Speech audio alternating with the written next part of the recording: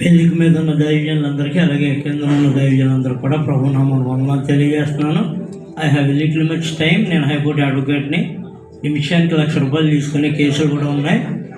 కానీ నాకు ఇక్కడ 4 నిమిషాలు ఇచ్చారు. 4 లక్షలు మన మూర్తిరాజు గారు ఇస్తారు, తీసుకుని వెళ్తాను. నేను ఒక ప్రాముఖ్యమైన విషయం, ప్రార్థన, దేవుని వాక్యం, దేవుని ఆత్మ, దానిలో ఉన్న బలం, ఈ విషయాలన్నీ కూడా అద్భుతంగా మన యొక్క జ్యోతి కుమార్ గారు ఇక్కడ ప్రకటించడం జరిగింది.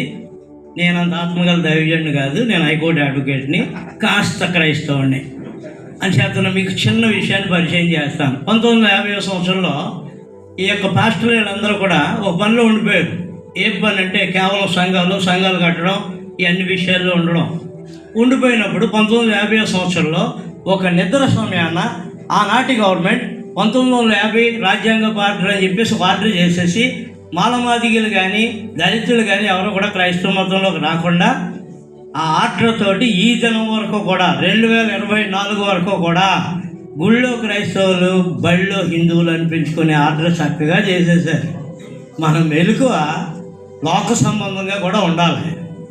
ఆ లోక సంబంధంగా ఉండే మెలకువ ఏంటంటే ఆ దినం ఆ చట్టం చేసిన చట్టం ఈ దినం వరకు కూడా సజీవంగా ఉన్నది.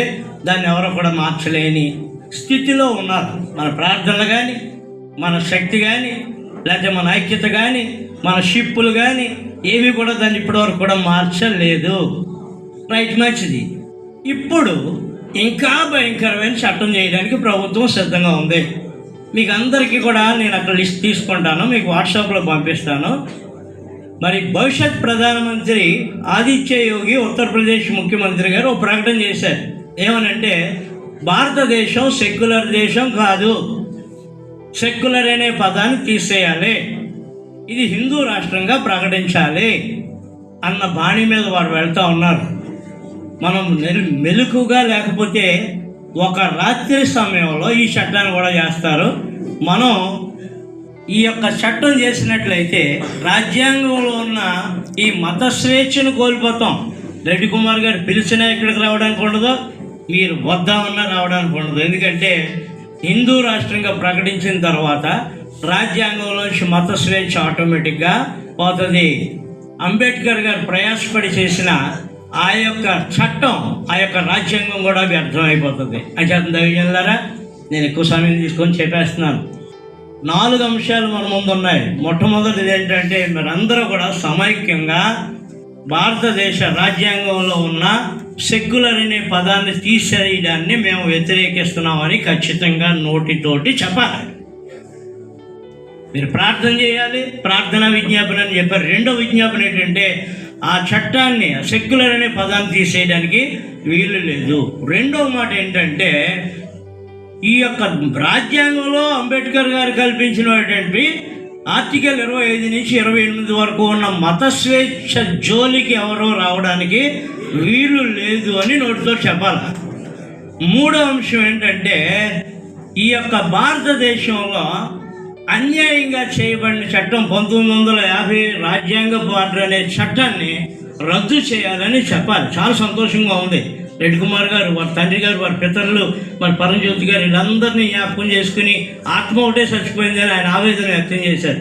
నేనైతే దళితుడిగా, లేక ఒక క్రైస్తవుడిగా అసలు జీవమే చచ్చిపోయిందని నేను దుఃఖంలో ఉన్నాను. జీవాన్ని, ఆత్మతో పాటు జీవాన్ని కూడా మేలుకొల్పడానికి ఆత్మ ఎంత ముఖ్యమో దేహం కూడా అంతే ముఖ్యం. గమనించండి, దేహాన్ని వ్యర్థమైంది, ఆత్మతోటే మనం పరలోకి వెళ్ళిపోతాం, ఇవన్నీ కాదు. అది చాలా స్పష్టంగా చెప్తున్నాడు. నీ దేవుడిచ్చిన దేహంతో నీ దేవుణ్ణి మహిమపరచుము. That is equal importance to the spirit and body. Let us work for the body also. ఈ విషయంలో ఈ యొక్క కాకినాడ పాస్టర్స్ ఫెలోషిప్స్ అన్ని సమైక్యంగా ఒక మీటింగ్ ఏర్పాటు చేయడం జరిగింది. ఫిబ్రవరి 10వ తారీఖున మెక్లారిన్ గ్రౌండ్స్లో.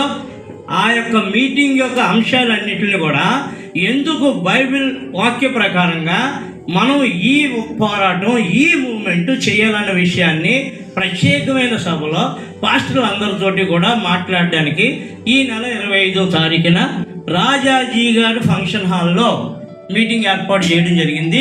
అడ్రస్ మూర్తిరాజు గారు ఆయన నెంబర్ కాంటాక్ట్ చేయండి, ఆయన చెప్తారు. లేకపోతే McLaurin high school retired head master మరి సుధాకర్ గారి అడ్రస్ కన్నా చేయండి. మీ చేతికి ప్రతి వారికి కూడా పాంప్లెట్ ఇవ్వబడింది. ఆ పాంప్లెట్లో ఇచ్చిన నెంబర్కి దేనికన్నా చేయండి. ఆ రోజుని 25వ తారీఖుని రాజ్యాంగపరంగా వాక్యపరంగా మనం ఎందుకు ఈ కార్యాన్ని చేయాలనే విషయాలన్నీ కూడా మనం మాట్లాడుకుందాం. నేను ట్రెస్ పాసర్ని వేళ నేను ఇక్కడ రాకూడదు. ఇది వారి సమయం, వారు ఏర్పాటు చేసిన సమయం. వారి సమయంలో మాకు కొంత సమయం ఇచ్చినందుకు వారికి ప్రత్యేకంగా వందనాలు తెలియజేస్తూ ఈ సమయం వారికి తిరిగి అప్పగిస్తా ఉన్నాను. Thank you. నేను ముందే చెప్పాను, వారు చాలా సంవత్సరాలుగా ఇలాంటి మూమెంట్ తీసుకొస్తున్నారు. వారు అడ్వకేట్, అలాగే సమయంలో వారు చాలా జ్ఞానం ఉంది, చాలా పుస్తకాలు చదివిన వారు. అలాంటి వారు చెప్తున్నప్పుడు మనం సహృదయంతో విని మరి ఇంకా పూర్తి అవగాహన కోసం మీకు జస్ట్ ఇది శాంపిల్ మాత్రమే. పూర్తి అవగాహన కోసం రాజాజీ గారు మందిరంలో గుడారిగుంట్లో ఆ మీటింగ్ ఏర్పాటు చేయడం జరిగింది. అలాగే